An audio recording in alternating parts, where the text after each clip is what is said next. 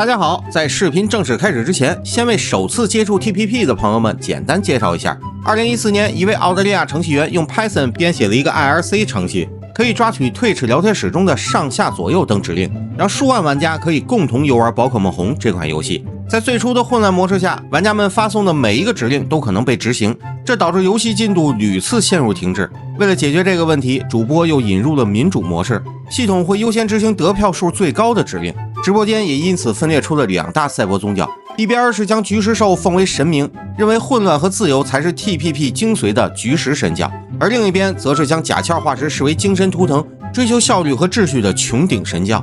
到了第二季水晶版，团宠煎蛋卷王子被意外放生，菊石大神成了背锅侠，主角 AJ 带领瞪眼王踏上了复仇之路，最终在白银山击败了赤红，菊石大神就此陨落，菊石神教分崩离析。与此同时，主播无限期进入了民主模式，穹顶大神的民主圣光也随之熄灭。而第三季绿宝石的故事就在这么一个没有神、没有信仰的极致混乱的世界中拉开了帷幕。新人视频制作不易，还请您小手一哆嗦，给个点赞加订阅吧。2014年3月21日 ，TPP 绿宝石版正式开播，直播间一下子涌入3万多人，是水晶版开播时的2倍。玩家们选择了一个女孩，名字是极简风的斜杠，结果没过1分钟，游戏就重置了。第二次选的还是个妹子，依旧没逃过回炉再造的命运。到了第三次换了个男孩，起名 T， 不出意外的还是出了意外。到了第四次，主播才想起了禁用 Select 键，玩家们再次选择了个女孩，然后给她取了个简单大气、寓意深刻的名字 A 代表新的开端，也代表混乱。一个简单的字母就为接下来20多天的故事定下了混乱无序的基调。游戏正式开始，天选之女小 A 从家里出来闲逛时遇见了小甜卷博士，选择了火之鸡作为初始宝可梦，名字又回归了 TPP 传统乱码风 ZYYXYY， 外号 Zaxi。Zaxi 一入队，直播间下方立刻出现了他的图标和信息，这是主播新加入的功能，可以让玩家们直观地看到当前的队伍状态。带着性感肌来到了隔壁古城镇的宝可梦中心，一位热心大爷凑了上来，开始滔滔不绝地聊起 PC 的功能。听完洗脑师的介绍，小 A 似乎被这个神奇的机器所吸引，一步步地走到了 PC 前。还好现在队里只有1只宝可梦，想放生都难。但此风不可长，老玩家们开始在社区里给那些萌新们科普 PC 的恐怖之处。离开宝可梦中心，击败了晋级小优后，拿到了精灵球和宝可梦图鉴，又从妈妈那里得到了一双跑鞋，说是按住 B 键就可以加速移动。在 TPP 中就没有按住这个设定，所以小 A 全程只能一双肉足走天下，凸显的就是一个脚踏实地。来到成华市，这里的馆主是父亲千里，想要挑战亲爹，先要拿到4个徽章才可以。于是队伍改到第一个道馆所在地卡纳兹市，在路上 Zaxi 升到了16级，正要进化成猛男地撞击时，被一个 B 精准打断，属于是 TPP 玩家的传统异能了。随后队伍迎来了3个新成员，一只土狼犬不值一提，一只雌性土居忍士外号妮娜，还有一只雄性凯西，名字 APFUOJKYY 外号阿尔法。这只凯西自带瞬间移动，就是个行走的回城件。玩家们一边担心半途回城，一边开始怀念起第一季被放生的蛙老大，就挺拧巴的。队伍抵达了卡纳兹市，馆主杜鹃麾下一众岩石系宝可梦，火系 Zaxi 被克制的死死的。失败了几次后，玩家们决定先去野外提升一下队伍的整体实力。在练级的过程中，又抓到2只土狼犬和一只雌性玛丽露。玛丽露可是攻克岩石系道馆的利器，但由于队伍满编，这只新鲜出炉的蓝色水耗子被直接传送到了 PC 里。玩家们硬着头皮来到宝可梦中心的 PC 前。好消息是玛丽露入队，坏消息是队伍里只有他，其他队员都被扔进了电脑吃灰，战力一招回到解放前了，属于是。小 A 带着玛丽露开始了艰难的练级，经过4-5个小时的不懈努力，玛丽露升到了10级，学会了水枪，总算是能跟杜鹃再掰掰手腕了。回到卡纳兹市，现实中的时间也来到了2014年3月23日，是血色星期天1个月的纪念日。在那天，玩家们失去了12只心爱的宝可梦，所以在这个特殊的日子里，玩家们总觉得心里不踏实，生怕要搞出个致敬操作来，于是一致决定必须把 Zaxi 取出来。小 A 又一次站在 PC 前开始了抓娃娃，整个操作过程就是队伍成员进进出出，玩家血压忽高忽低。在折腾了 N 个小时后， Zaxi 依旧在 PC 里关禁闭，玩家们的耐心被彻底耗尽，爱咋咋地吧。小 A 带着玛丽露、埃尔法和一只挂件土狼犬开启了道馆挑战。这场战斗分工明确，玛丽露负责输出，土狼犬和埃尔法负责活跃气氛，竟然只用了不到1小时就成功击败了杜鹃，拿到了岩石徽章。同时玛丽露也升到了15级，学会了滚动，遗忘了水枪，用完就扔，真是一点都不带耽误的。在离开卡纳兹市的时候，小 A 花了好几个小时走遍了这个城市的每一个角落。闲逛的间隙，还不忘跑到 PC 那儿挑逗一下玩家们脆弱的神经，结果却意外把 Zexy 取出来了。队伍坐船抵达了武斗镇，武斗镇的馆主是格斗系的藤树。挑战历经3个多小时，25级还没进化的 Zexy 愣是靠嘴啄赢了藤树手下的一众猛男，成功拿到了拳击徽章和健美秘传机。玛丽露也升到了18级，进化的时候必剑大军如约而至，这回 Zexy 总算心理平衡了。大部队浩浩荡荡地开进凯纳市，先拜访了姓名鉴定师，土居人士妮娜有了新名字.TT。紧接着，小 A 就迎来了游戏中的首次双打，这也是 TPP 历史上的第一次。玩家们立刻躁动起来，准备创造一次足以载入史册的完美胜利。结果混乱的指令让玛丽露的每一次滚动都结结实实地碾在了队友身上，妮娜含恨退场。接棒的 Zexy 也没逃过相同的命运，甚至还滚出了效果绝佳。咱就是说你是有多恨这只火车机。Zexy 倒下后，土狼犬难堪大任，很快也被对面抬走。内鬼玛丽露最终被正电拍一巴掌拍翻在地，战斗失败。玩家们的肺都快气炸了，蚕蛹身上插翅膀，你演你爹呢？正要将这个逆子扔进 PC 关禁闭的时候， M4 却突然来了一个神级自救，用新学的泡沫光线替换了六亲不认的滚动，而且还躲过了必剑人的围追堵截，进化成了玛丽露丽。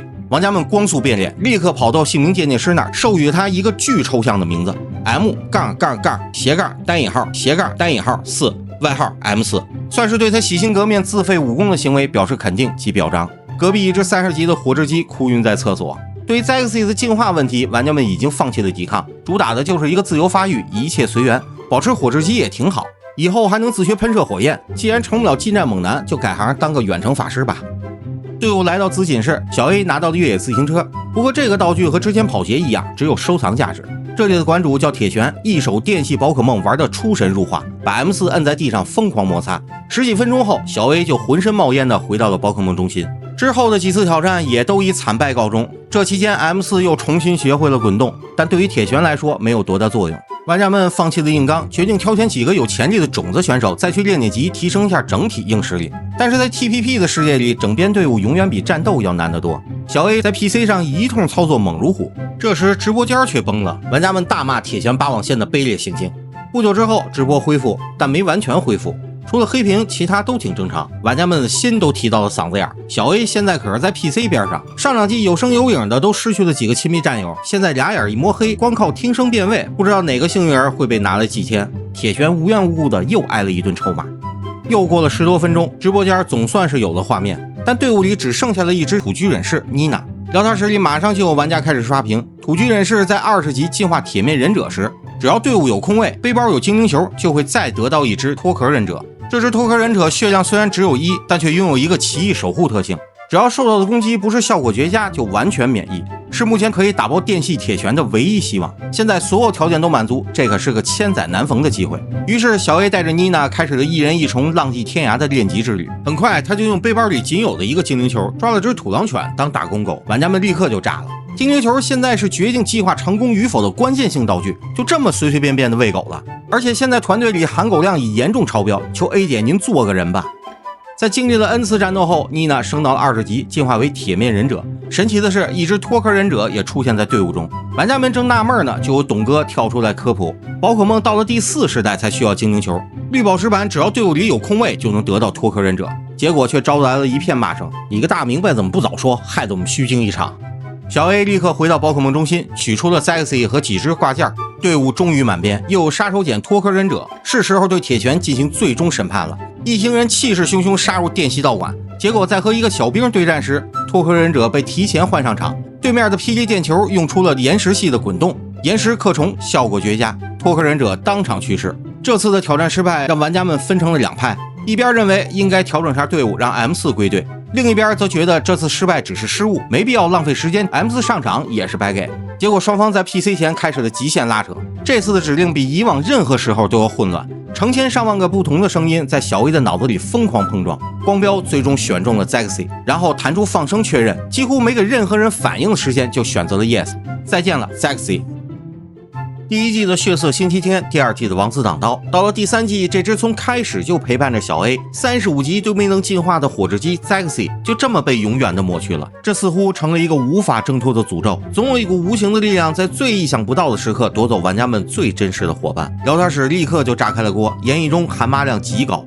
愤怒需要一个宣泄的出口，携手渴望一个创作的舞台，于是双方一拍即合，一则讨贼檄文在整个 TPP 社区中开始流传。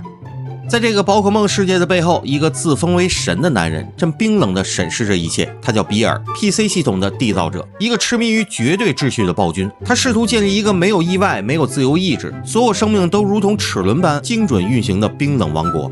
在赤红时代，我们拒绝成为在代码中的奴隶，宁愿将信仰交给一块沉睡的化石，也不愿向他卑躬屈膝。这被比尔视为对他神权的背叛，于是神罚降临。血色星期天，他为 Destiny 的行动推波助澜，利用 PC 这个恶魔吞噬了我们12个伙伴。水晶时代降临，他看中了邓尔王身上纯粹的破坏力，将我们的挚爱煎蛋鸟王子推向深渊，引导邓尔王将巨石大神彻底埋葬。当旧世界的混乱被清扫一空，比尔的意识来到了绿宝石的世界，试图再次成为这个国度无形的君主。但在这个没有神、没有信仰和秩序，只剩下无尽混乱的世界中， A 诞生了。它的诞生本身就是一场意外，是玩家们自由意志的集合体，是比尔完美计划之外最致命的错误代码。于是他故技重施，又一次让 PC 这个恶魔吞噬了我们最真实的伙伴 Zexy。 他妄图借此来摧毁小 A 的意志，让他在无尽的绝望中彻底崩溃。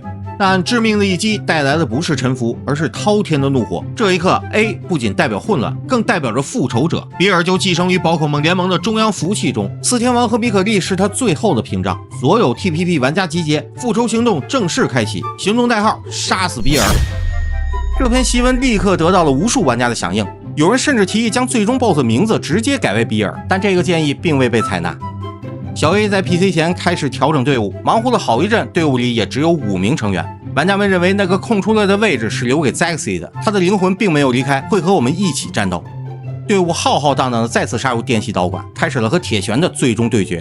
铁拳自然也不是吃素的，几个回合下来，队伍中仅剩脱壳忍者，但他凭借奇异守护的特性，抵着雷电兽的狂轰滥炸，硬是用连斩一刀刀的将其砍杀。挑战成功，小 A 也拿到了雷电徽章。这让玩家们更加确信 Zexy 并没有离开，而是灵魂附体于这只脱壳忍者身上，带领队伍取得了最终胜利。他也因此得到了一个全新的融合了 Zexy 和脱壳忍者的外号——泽克忍者。下一站辅岩镇，在路上捕获了一只长翅鸥，名字 BDCIOPP， 玩家们都称它为鸟警。随后又拿到了经验分享器，这下队伍里等级低的宝可梦终于有救了。结果转眼就让小 A 给扔了，只能说 TPP 在让人失望的这件事上从来都不让人失望。这边玩家们还在抱怨呢，凯西阿尔法又开始作妖，多次使用瞬间移动，带着整个队伍回到宝可梦中心。有人跳出来在聊天室刷屏，这是蛙老大回魂上了凯西的身，建议也给他改个外号，叫蛙凯西或者凯西蛙之类的。结果却遭到了众多玩家的一致反对。打住，一个就够喝一壶的了，再来个合体简直了。人家蛙老大的挖洞好歹还有伤害，瞬间移动除了能治疗低血压，屁用都没有。玩家们越说越气，准备把凯西送进 PC 里吃灰。结果这货竟然进化成了永基拉。鉴于是团队中为数不多能够成功进化的宝可梦，玩家们只能捏着鼻子忍了。进入辅岩镇，在挑战馆主亚莎时，玩家们一致决定让永基拉阿尔法首发上场当炮灰，算是给他一个将功折罪的机会。这货上来就是一招摇手指，这个技能可以随机摇出任意一招，就算是威力惊人的破坏光线和地震也不是没有可能。结果竟然摇出了一个扎根，下一刻一个满血的永基拉像个盆栽似的开始扎根回血，对面呆火驼都看不下去了，一个过热就给他带走了。M4 上场后干净利落的取得了胜利，小 A 拿到了烈焰徽章和过热秘传机。出了道馆，晋级小优又送上了沙漠护目镜。下一枚徽章在父亲千里手中，队伍辗转回到了成华市。小 A 迫不及待地杀入道馆，这场妇女局打的那叫一个父慈女孝，千里的过动员连续干掉了几个队友。关键时刻，小 A 派上了王牌 M4， 在一阵摧枯拉朽的滚动后，千里的道馆被攻克。灭霸小 A 拿到了平衡徽章和冲浪秘传机。随后一只小拳石入队，名字看起来像个坐标，-5单引号引号7引号 Y， 为了简单好记，玩家们都管它叫57。此时直播间上线了一个全新的组合指令系统，这个系统本来是为了防止刷屏的，却让指令变得更加混乱失控。在去天气研究所的路上，经过玩家们的不懈努力 ，M4 终于学会了怪力和冲浪2个神技。最重要的是，他没有忘记看家本领滚动。M4 从一台压路机升级成了一台可以洒水、能够推石头的多功能压路机。进入天气研究所，小 A 直接跑到 PC 上玩起了抓娃娃。一通令人窒息的操作后，队伍成员少了一半，还把铁面忍者妮娜给放生了。这不是玩家的问题，也不是主播的问题，更不是新系统的问题，比尔身上又多了一笔血债。随后，小 A 击败了水箭队的小头目全美，老对手小优又来找茬，挨了一顿胖揍后，乖乖送上了飞翔秘传机。聊天室里一片警戒，这货是想骗我们学飞翔吧？动不动就飞回城镇，还怎么复仇？这绝对是比尔的阴谋。没想到你个浓眉大眼的小优居然也叛变了。于是，直到游戏结束，也没有任何宝可梦学会飞翔这个技能。队伍抵达阴郁室，小 A 从大雾那儿拿到了德温监测镜，吓跑了挡在路上的变隐龙。在清理道馆杂兵的时候，小泉石进化成了龙龙石，队伍实力又得到了加强。经过5个多小时的数次挑战，馆主纳奇的飞行大队被攻克，白羽徽章和厌反秘传机到手。随后，小 A 来到水镜室，在狩猎地带彻底杀疯了，抓了几十只宝可梦，其中28只都是走路草，不知道的还以为结了个卖菜大爷。这段历史也被 TPP 百科记载为卷心菜大丰收。回到宝可梦中心，小 A 开始了他特有的解压方式抓娃娃，结果从始至终都在电脑里吃灰的大鳄蚁和长舌鸥鸟警成了电子亡魂，比尔的头上又多了一笔烂账。在去熔岩队基地的路上，增加了一个新成员，30级的雌性玛瑙水母，名字 GJKLFFZ， 外号 GJK。随后，队伍在熔岩队基地鏖战了几个小时，都以失败告终。这次似乎是把小 A 打 emo 了，回城就是一套闲逛、唠嗑、抓娃娃的解压3连。这一天下来，队员们的等级停滞不前，熔岩队基地的任务毫无进展，小 A 却对紫锦市的每一块地砖都了如指掌。经过休整后，队伍重整旗鼓，再次开始了熔岩队基地的任务。这次终于见到了老大赤焰松，他唤醒了传说中大地之神固拉多后，战斗随即开始。在 M4 毁天灭地的滚动面前，赤焰松的队伍不堪一击，任务完成。队伍回到水镜室，路上顺手抓了只雄性大狼犬，玩家们称呼他为威武总督。在水箭队基地中，小 A 历经几个小时的坐牢，总算是拿到了传说中的道具大石球。聊天室内一阵躁动，老玩家们开始给萌新上课。想当年第1季咱们就是用这玩意儿抓到的神兽闪电鸟，看来这把是稳了。然而另一波玩家却开始泼冷水，香槟开早了吧老铁，忘了第2季的金大师了吗？那可是 TPP 历史上最贵的角金鱼。这边话还没说完呢，小 A 就在万众瞩目下掏出了大石球，对着一个杂兵的超音符扔了过去，结果还被训练师挡住了，这他妈还不如金大师呢。呀，我日你仙人！第7个道馆在绿岭市，馆主是超能系的姐弟俩小风和小南，只要一提起双打，所有人的 PTSD 都犯了。M4 只要一发动六亲不认的滚动，我方场上的敌人永远比对方多一个。但出乎意料的是 ，M4 每一次滚动都精准锁定了对面的宝可梦，小 A 顺利拿到了心灵徽章，然后又在大雾那儿得到了潜水秘传机，这是推动后续剧情的必备技能。玩家们折腾了6个多小时，才让 GJK 学会了潜水。队伍一头扎进海底洞窟，这里的谜题对于脑子里有几万个声音的小 A 来说是个难以逾越的天堑。玩家们在这里卡了14个小时，连主播都看不下去了。民主模式再次回归，局势校的愚灭们立刻表示强烈不满。但不管怎么说，在民主模式的精准操控下，谜题终于解开。小 A 成功击败了水箭队的老大水梧桐，但却没能阻止他唤醒海洋之神盖欧卡。天空瞬间下起了倾盆大雨，而之前被赤焰松唤醒的固拉多则让整个大地都处于火山爆发和地震之中，神仙打架，凡人遭殃。整个丰原地区的天气系统比小 A 的脑子还乱。大雾火急火燎地找到小 A， 让他赶紧去琉璃室帮忙。拯救世界的重任就这么落到了一个连推石头都要靠民主的奇女子身上。小 A 听完深感责任重大，默默地掏出鱼竿开始钓鱼。回到琉璃室短暂休整后，队伍在民主模式下用了几个小时爬到了天空之柱的顶端，唤醒了天空的霸主裂空座。这期间，玛瑙水母 GJK 进化成了毒刺水母，一只臭臭花也进化成了霸王花。因为是卷心菜大丰收中的一员，玩家们都管它叫大白菜。此时，固拉多和盖欧卡正在海面上激情互喷，整个世界都笼罩在末日的阴影下。这时，裂空座从天而降，发出一声震耳欲聋的咆哮：“你们住手，不要再打了！”两头神兽瞬间冷静了下来，世界得救了。米可利看着面前这位画风清奇的救世主，递上了攀扑必传机。玩家们在民主模式下让 GJK 学会了攀扑。最后一枚徽章在琉璃道馆。在挑战馆主之前，先要过冰面谜题这一关。小 A 在这里反复上演着一步错步步错的戏码。4个多小时后，终于在民主模式下见到了水系馆主亚当。凭借 M4 这个83级多功能压路机，亚当只能乖乖的送上了雨滴徽章。自此，丰原地区的8枚徽章全部集齐。接下来的任务就是挑战4天王，击败冠军，杀死比尔。在宝可梦中心休整后，小 A 一步3撞墙的踏上了冠军之路。同上2季一样，这里布满了各种机关和高等级宝可梦，队伍被折磨得死去活来的。就在这时，画面上突然出现了一行文字，距离随机火红开启还有3天11小时。这个倒计时被擅长脑补的 TPP 玩家们理解为主播的暗示。比尔间大势已去，准备跑路，3天是他积蓄能量穿越到下一个世界所必须的时间。时间紧迫，小 A 连滚带爬的进入了宝可梦联盟，甚至都没有恢复状态就来到了第1天王花月面前。小 A 像是个装修师傅测量面积一样，在房间里溜达了10多分钟，也不知道是真的着急还是闲得蛋疼。挑战开始后，队伍里能打的只有半血的 M4， 结果可想而知。接下来的几个小时，队伍最好的成绩是止步于第4天王元智。目前队伍的主要问题是只有 M4 一个能打的，其他队员只有30-40级，妥妥的一身带悟坑。于是玩家们决定以退为进，回冠军之路再提升下队员们的实力。在练级的过程中，队伍迎来了一个得力臂助，一只40级的雌性铁掌力士，名字 A 女性符号 N I C 33，外号安妮，并在民主模式下让他学会了怪力和地震2大神技。龙龙石和毒刺水母也分别学会了大爆炸和冲浪。M4 更是升到了满级100级。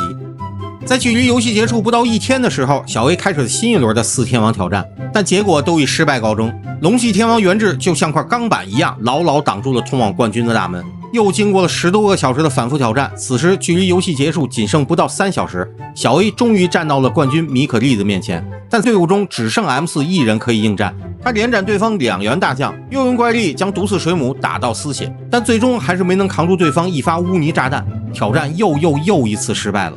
无数玩家跑去社区疯狂发帖，核心诉求就一个，主播给加个钟吧。但倒计时归0的那一刻，直播画面还是中断了，玩家们陷入绝望，复仇计划彻底失败，400多个小时的努力全部清零。然而几个小时后，画面再次亮起，主播给队伍续了波阳寿，倒计时重回3天，整个聊天室瞬间被欢呼和感谢刷屏。与此同时，绿宝石的故事也有了延续，比尔已经润到了另一个世界，留下了这个残破不堪的丰原地区。为了拯救世界，小 A 组建了 A Team， 成员包括挨打担当主 T 铁掌地士安妮，控场工程师霸王花大白菜，远程专家毒刺水母 GJK， 一言不合就自爆的爆破手龙龙石57，还有队伍里唯一的雄性大狼犬威武总督，以及 A Team 队长多功能压路机满级的马里路利 M4。 历经了2天的不断尝试，小 A 开始了第103次挑战，此时距离游戏结束仅剩3小时42分。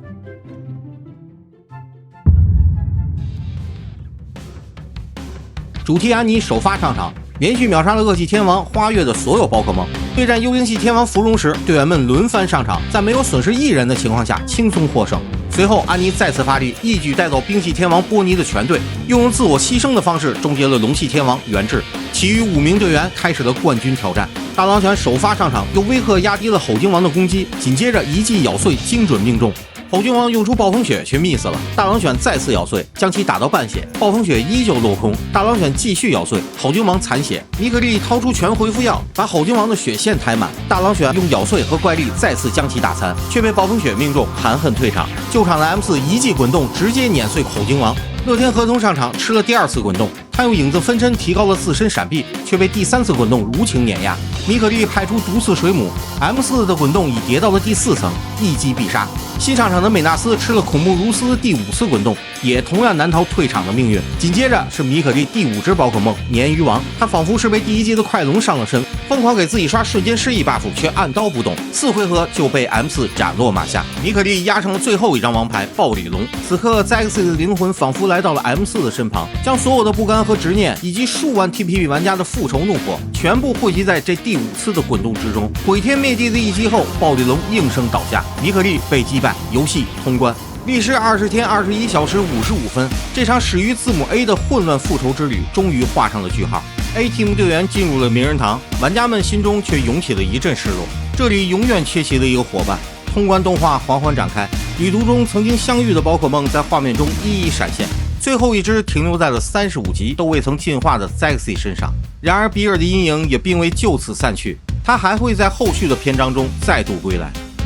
2014年4月12日 ，TPP 随机火红版上线，玩家们再次踏上了一个离谱搞笑的全新旅程。但这条视频还没有结束，在最后我想和大家多聊两句。在这期绿宝石制作的过程中，我收到了很多朋友的催更，非常能理解大家的心情。这期可以说是全网第一个 TPP 绿宝石相对完整的视频，所以我只能从11年前的资料和游戏日志来还原这个故事。但这两者之间还经常存在很大出入，为此我又下载了几百 G 的全程录像，一帧一帧的去对比验证。为了确认几秒钟的画面，可能就要在400多个小时的素材里花费几个小时去寻找。还有，我是一名兼职博主，只能利用业余时间来制作视频，所以更新时间会拉得比较长，真的非常希望大家能够理解，但我保证会竭尽全力的加快速度。您的点赞和订阅是对我更新这个系列的最大支持，咱们下个视频见。